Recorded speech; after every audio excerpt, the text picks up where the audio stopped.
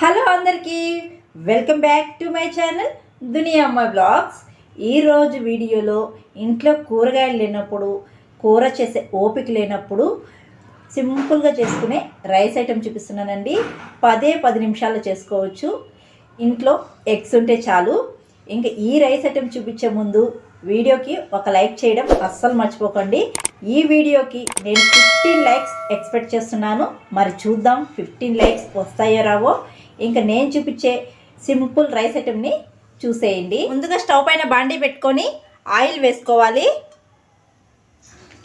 Oil heat అయిన తర్వాత సన్నగా కట్ చేసిన ఆనియన్స్, 2 పచ్చిమిర్చి వేసుకుంటున్నాను.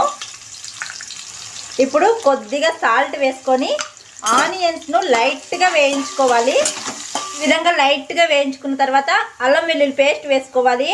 అల్లం వెల్లుల్లి పేస్ట్ వేసుకొని పచ్చివాసన పోయే వరకు వేయించుకోవాలి. అల్లం వెల్లుల్లి పేస్ట్ వేగిన తర్వాత సన్నగా కట్ చేసిన టమాటా, కొద్దిగా కరివేపాకు వేసుకుంటున్నాను. ఈ టమాటా అంతా మెత్తగా ఉడికిపోవాలండి. టమాటా మెత్తగా ఉడికిపోయిన తర్వాత రెడ్ చిల్లీ పౌడర్, ధనియాల పౌడర్, పసుపు ఇవన్నీ వేసుకొని బాగా కలుపుకోవాలి.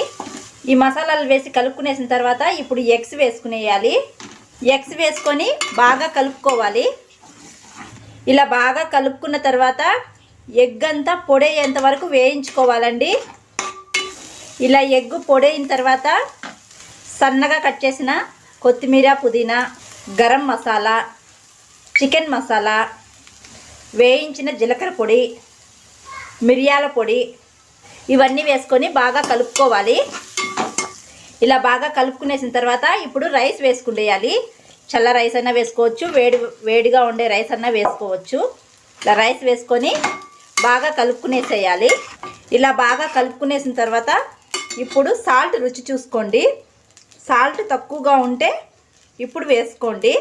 నాకు కొద్దిగా తక్కువగా ఉంది, వేసుకుంటున్నాను. మనం ఫస్ట్లోనే ఆనియన్స్లో వేసుకున్నాం కదా సాల్ట్, తర్వాత వేసేటప్పుడు చూసి వేసుకోవాలి.